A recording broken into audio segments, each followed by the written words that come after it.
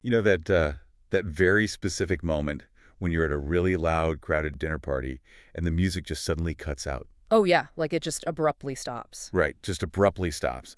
And for about, I don't know, 2 or 3 seconds, there is this heavy, ringing silence in the room. Yeah, that awful deafening quiet. Exactly. Yeah. And if you watch people in that exact second, what happens next is almost always identical. Someone instantly coughs. Or they laugh a little too loudly. Yes. Or, my personal favorite, someone frantically scrambles to find the O cable to plug their phone back into the speaker. We have this immediate, almost instinctual panic to fill the void. Well, I mean, it's actually a biological and psychological reflex. Like, evolutionarily speaking, absolute silence in nature usually meant a predator was nearby. Oh, wow. I never thought about it like that. Yeah, so our nervous systems are literally hardwired to interpret a sudden absence of noise or activity as a potential threat.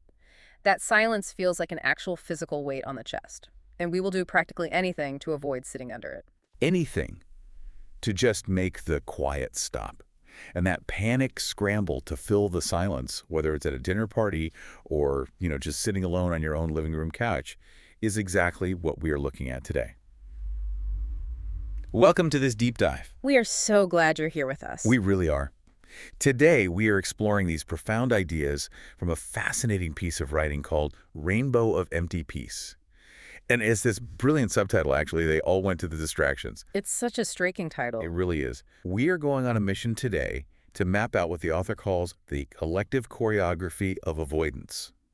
We want to figure out why we reflexively reach for our phones, or dive headfirst into our work, or... Or suddenly decide we need to start a massive self-improvement project. Yes, exactly. The very second our minds get quiet. Yeah. And more importantly, what we might actually discover if we chose to just stay in that silence. So, okay, let's unpack this. Let's do it. It's a concept that holds an uncomfortably clear mirror up to the modern human condition, I think. Uncomfortable is definitely the right word. But before we can understand the mechanics of why we're constantly running, we first have to define exactly what it is we are chasing, right? Right. So, the core concept here is this idea of the rainbow of empty peace. The author describes it as that feeling of peace that arrives when you've successfully managed to turn away from an internal ache, or a wide silence, or simply the unfiltered presence of yourself. Yeah, you just reach for the nearest bright thing. A screen, a person, a 5-year plan. And for a fleeting moment, it actually works. Like you really do feel better. You do. And the metaphor of the rainbow is chosen so deliberately here. I mean, we need to think about the physics of what a rainbow actually is. Okay, lay some physics on us. Well, it's an optical illusion, right? Created by light refracting through water droplets, it appears after a storm. It's vast, it spans the sky, and it is full of what the text calls apparent promise. Apparent promise. I like that. But the defining physical characteristic of a rainbow is that it leads nowhere you can actually arrive. Because it's an optical phenomenon, as you move toward it, the horizon just shifts with you. Oh, wow. So it Yeah. remains exactly the same distance ahead of you, no matter how fast or how far you run. Precisely. You can spend your entire life chasing it, absolutely convinced the end is just over the next hill. But you never get there. Never. And the source material draws this profound contrast between what is full and what is empty. The rainbow is full. It's full of bright color, movement, the intoxication of having a clear direction to run in. Right, but it's entirely empty of arrival. Exactly. Conversely, what lies beneath the rainbow, that quiet, deeply uncomfortable presence of your own unedited thoughts, is empty of color. It's empty of entertainment value. There's no plot, no narrative, nothing to chase. Right. But paradoxically, that emptiness is full. It's full of the truest thing you are. Okay, I have to push back just a little bit here, though. Or, at least play devil's advocate on behalf of anyone listening right now who is thinking, but I like my distractions. That is a very fair point. Because when we talk about this stuff, it is so easy to frame distractions as these entirely negative, soul-sucking evils. But the reality is, these distractions are gorgeous. They are. And it's exactly why our brains want them. Mm-hmm. They're warm, they sparkle, they give us a sense of momentum. Let's go back to that dinner party silence for a second. Okay. Imagine trying to solve that awkward, heavy tension in the room by suddenly wheeling in a giant, brightly colored television and turning on a massive blockbuster action movie. Does it fix the tension? I mean, absolutely. The awkwardness evaporates instantly. It completely evaporates. It does, but we have to look at the cost of that relief. The television in the dining room provides an immediate dopamine hit, which soothes the awkwardness, sure, but it completely assassinates the genuine intimacy in the room. Because everyone is just staring at the bright lights instead of looking at each other. Exactly. And biologically, that is exactly what we are doing to our own internal landscape. We are wheeling the television into our minds to avoid the intimacy of our own quiet experience. Trading deep, stabilizing serotonin for quick, cheap dopamine. Precisely. We are trading genuine connection for a colorful illusion. And here's where it gets really interesting to me. If this rainbow is ultimately just a neurological illusion that kills our internal connection, why does absolutely everyone fall for it? That leads right into the text's assertion that avoidance is universal. Right, the material moves into this concept of they all went. Hmm. And that phrasing is so striking. It isn't saying that just the highly anxious people went to the distraction or just the people who, I don't know, lack discipline or focus. Right. It explicitly shatters that misconception. It is not just the weak or the wounded or the people who never got their lives together. It is all of them. The seasoned meditators, the mystics. The wildly successful CEOs. The room of the self empties out universally because the default mode network in the human brain, the part that activates when we aren't focused on an external task, often defaults to rumination and problem finding. So it's looking for what's wrong so it can fix it. Exactly. So staying in that room is biologically uncomfortable for everyone. And what blew my mind was the way this avoidance is described, using a very specific punctuation, mark A/N, the word distractions. Yeah. Like distractions/S. What is the deeper significance of that slash? What's fascinating here is how that slash is used to emphasize that avoidance is rarely just one static habit. It is a layered multiplicity. The author describes this as an elegant relay. An elegant relay. I love that term. Right. Our distractions are incredibly smart. They actually replace each other the exact moment they lose their numbing power. So think about it. You are sitting on the couch, feeling a vague sense of unease, so you start scrolling on your phone. A classic move. Right, and it works for a bit. But eventually, the scroll grows boring, the dopamine receptors downregulate, and the unease starts creeping back in. So your brain passes the baton in the relay. It hands the baton from the scroll to a relationship. Like you suddenly decide to text an ex, or you start focusing obsessively on some interpersonal drama at work. Exactly. You manufacture social friction because friction feels like forward movement. Oh, that's so true. But then, let's say that relationship becomes too real. It starts demanding actual vulnerability and emotional presence, which is the exact uncomfortable feeling your nervous system was trying to flee in the first place. So what do you do? You pass the baton again. Now there is a project. Oh, man. This is where I feel personally attacked. You suddenly decide you need to, like, renovate your kitchen or launch a side hustle or learn to code. Yep. The productivity distraction. I have absolutely done this. I once spent an entire Saturday pulling everything out of my garage and building custom shelving units, entirely to avoid having a difficult conversation with a family member. That is a perfect example. And the worst part is, society applauds this. I completely convinced myself I was just being a highly productive, driven person. And that masquerade is the ultimate trick of the elegant relay. Avoidance loves to dress up as virtue. When the garage project finishes or demands more energy than you have, you might even pass the baton to a spiritual practice. Wait, spiritual practices? Yeah. Like meditation and mindfulness, how can that be a distraction? It's called spiritual bypassing. You dive into devotion or a new wellness routine or a massive self-improvement project. But aren't those good things? They can be. But the wellness industry often implicitly promises to refill you without requiring you to actually feel the painful, messy, unresolved things beneath the surface. You can call your refuge purpose, you can call it healing, you can call it growth. But if you are using that meditation cushion to flee the messy reality of yourself, Yeah. it is still a distraction. Exactly. You're just hiding behind a nicer looking rainbow. What's fascinating here is that the text asserts there is zero shame in this. No shame at all. None. In fact, shame is just another distraction. Shame is just another loud, busy narrative that creates internal noise so you don't have to sit with the underlying, quieter feeling of just being human. Wow, that forces you to really look deeply at your own motives. To you listening right now, I have to ask, have you ever used a productivity project just so you didn't have to sit alone with your own thoughts? It's a tough question to answer, honestly. It really is. Have you ever optimized your morning routine down to the millisecond specifically so you wouldn't have a single unscheduled gap to feel sad or restless? That lack of unscheduled gaps is exactly the point. Because since we know that literally everyone uses these elegant relays to escape, We have to look at the exact mechanics of how we turn away in our daily lives. Right. How does this actually happen on a random Tuesday afternoon? It happens in the micro moments. Something arises in the field of your experience. It doesn't have to be a major capital T trauma. It could be a faint grief, a weird restlessness, or just a longing with no clear object. And it almost always happens in that specific mundane silence after you have finished one task, but before you have begun another. The micro gap. Yes. You send the final email of the day, Yeah. you close the laptop, and there is maybe a 3-second window before you stand up to go to the kitchen. And in that gap, the material says, the hand reaches for the phone before the feeling can finish its sentence. That phrase is so poetic, but so devastating.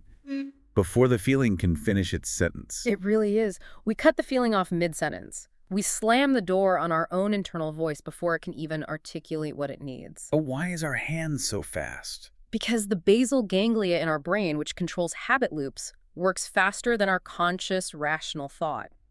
The brain knows that a feeling is rising, and it desperately wants a narrative. Because we are meaning-making creatures, right? Exactly. We live in time, and time has long, boring, ambiguous stretches where meaning isn't immediately visible. When the inside grows too still to generate its own meaning, we frantically reach out to generate meaning from the outside. A distraction. Even a negative one, like reading awful news. Yes, because it provides a narrative, and narrative provides movement. Movement means you don't have to feel the stillness. But here is the massive plot twist in all of this. The rainbow, the distraction we habitually reach for, isn't just a meaningless illusion. The text says it is actually information. If we connect this to the bigger picture, the distraction is not the enemy. It is a symptom, and symptoms are messengers. The way we turn away is highly revealing. So it's not just random. Not at all. The author frames this as a kind of internal archaeology.